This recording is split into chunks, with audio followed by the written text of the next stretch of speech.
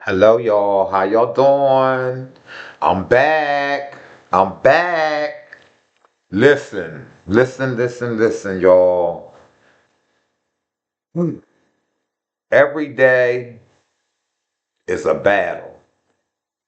When I tell you every day is a battle, that there is so many things that we just go through each day, and sometimes it's a lot. And one thing I can say though, is that everybody that you see that may be smiling and hey is going through something. Everybody has their plate and has their portion. And I just have to say this because some people is hurting. I'm getting a little emotional. People are hurting. People need help. Somebody is saying, I can't do it. I can't do it. I can't take it. And I'm not going to take it. And there's some people that is saying, I give up.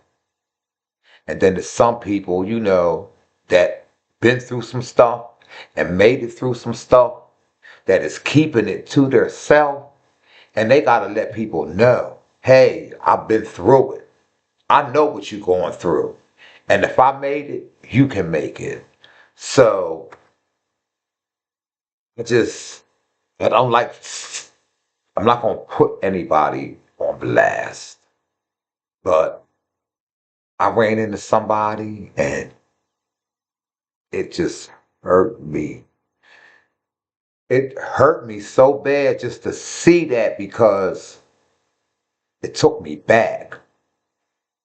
It took me back to my bag.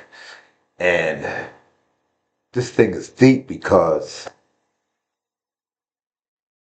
I'm like, how did I stop? So I had to tell him, listen, I said, listen.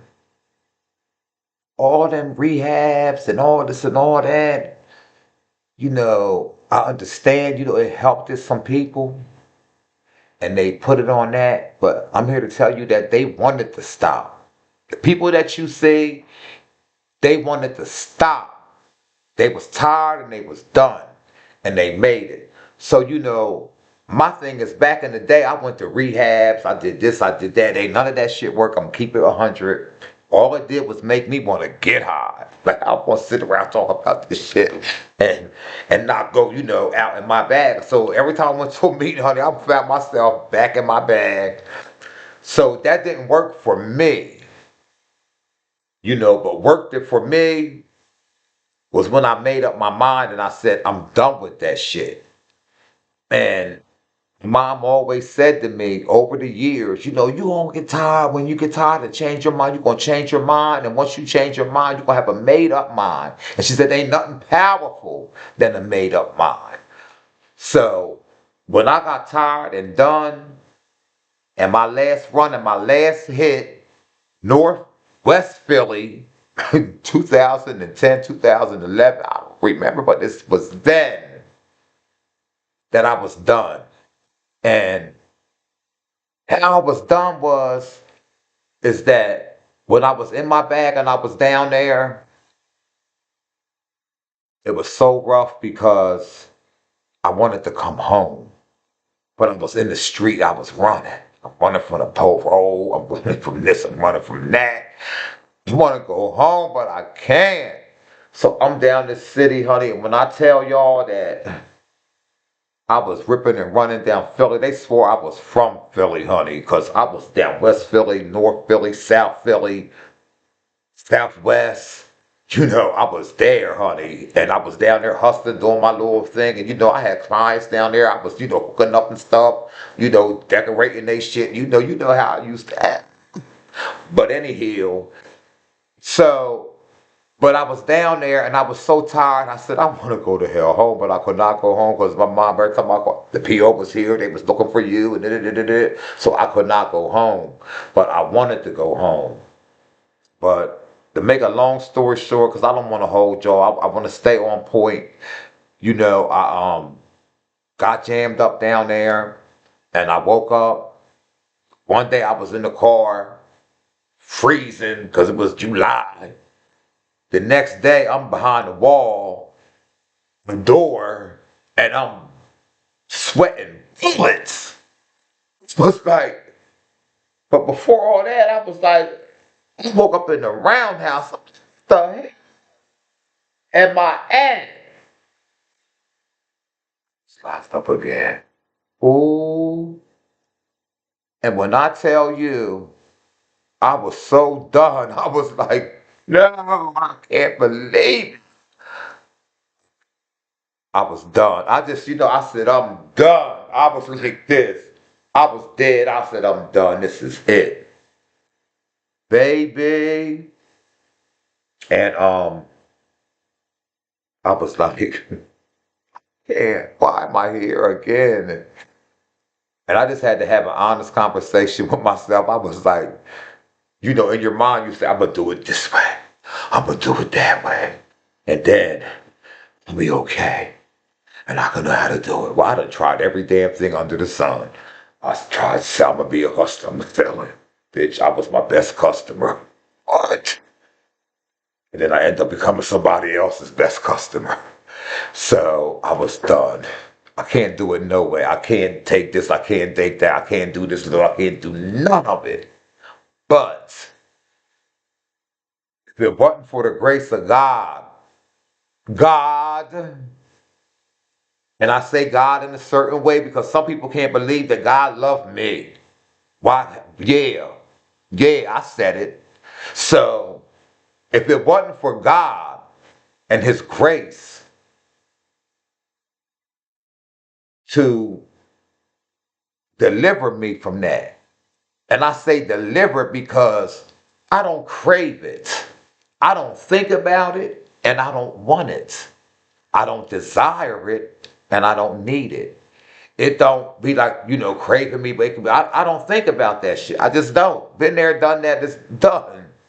So I don't crave that. So I don't say I'm an addict or recovering addict because I've been delivered, honey. So when I talk about, I got to tell you the truth. So, you can't argue with the truth.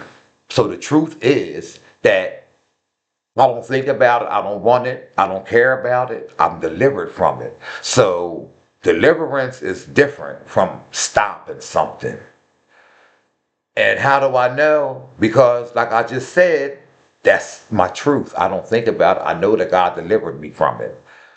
So, people just got to be ready and they need to, they don't have to want it anymore. If you don't want it, you don't want it. So, a rehab or whatever, this ain't nothing going to help you unless you want it.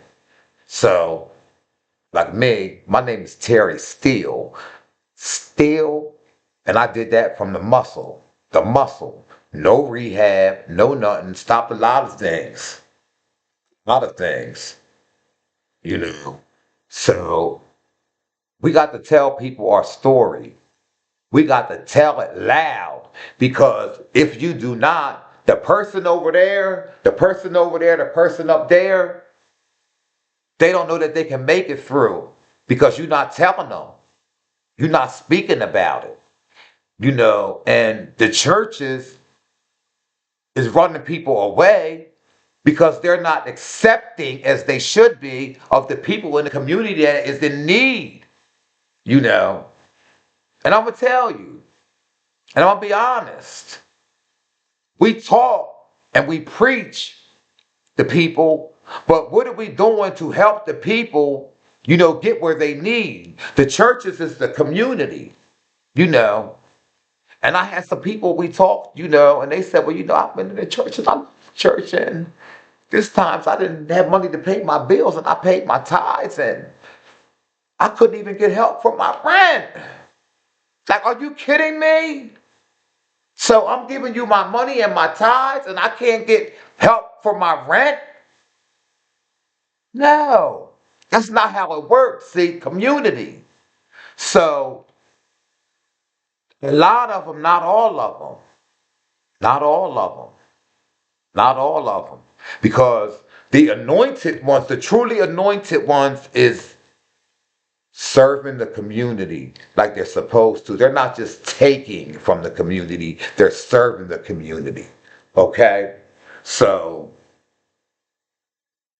so listen, this thing is deep. I'll be losing my train of thought sometimes. But they got to be more accepting of people because I didn't feel accepted. And I didn't. I didn't feel accepted. Like I opened my mouth and they like, oh. I got that sometimes in the church. Yeah. And but what people didn't know is that the church is right here because God is the church. Jesus is the church. He wants you to fellowship with people from the church, but we are the church. So therefore, I don't have to go to a building to praise God. I don't have to go to a building to believe God. I don't have to go to a building to know what God is doing every day in my life. I go by experience and I go off the evidence. Okay, so I'm getting off track, but we have to tell what we've been through. We have to tell people that we made it. And I have to tell my story because I don't believe, I'm just going off of what people have told me. I don't believe that I have a story. I just know what I've been through. And when I tell people what I've been through, they be like, wow, yes, I've been through some stuff. I shouldn't be here. I should be dead. But I'm not dead. I am alive. I am amongst the living today on this day. So I just want to tell people sometimes, not all the time, my story. And I want other people to tell their story so that other people can know that they can get through whatever it is they're going through. Because people are not going to tell you what they're going through. Not everybody. They're going to keep it to themselves. But even when you speak about it and when you speak life to them, you might not think it's resonating to the outer, but the spirit is getting it, receiving it. So we have to speak life to people. And we speak life by encouraging one another. And yeah, this thing is deep. So I call it right now, we're in the awakening. People are waking up, people are seeing, they are hearing, and they're not believing what they're hearing and what they're seeing. But I'm here to tell you, believe what you hear and what you see, because your eyes is not going to lie to you, your ears is not going to lie to you, and your intuition is not going to deceive you. So, yes, get in the spirit. Get in the spirit. It's deep. It's deep. So I'm going to do what I say I'm going to do. I'm going to shut up, okay? But I'm going to shut up. I'm going to shut up. Ooh, I'm going to shut up. Mm-mm-mm. I just want y'all to know that whatever it is, I don't know who this is for, but I just had the overwhelming urge to get on here and talk. So I just did it. And listen, this thing is real. Stay prayed up, stay focused, and don't give up. Whatever it is, do not give up. And speak life to yourself. Because it don't matter what nobody on the outside say about you. It matters what you say about you. And that's deep. So watch what you say to yourself. Watch what you feed in yourself. Okay? Mm. I said I'm going to shut up again. Oh, I can't shut up. I'm going to shut up. This is how I shut up.